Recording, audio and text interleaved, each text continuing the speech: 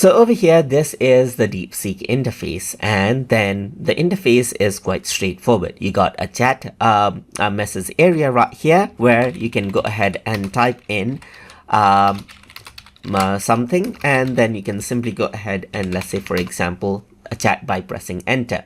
Here you have an option to add an attachment right here, or you can go ahead and stop this out as well. Here you have an option to enable the DeepThink R1 model of DeepSeek, and then you can allow it to access out these web search as well if necessary. Over here on the left hand side, you can open up the sidebar where you can access out the old generations that you may have done.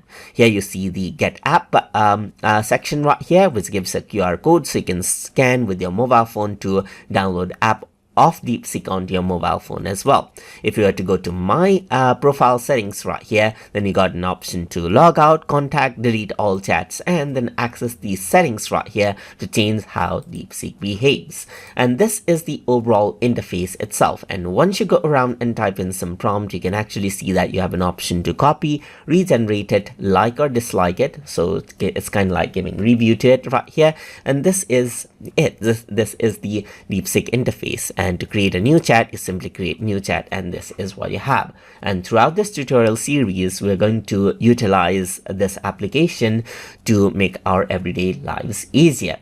So hope you guys learned something as always. And as always, please like, comment, share, and subscribe.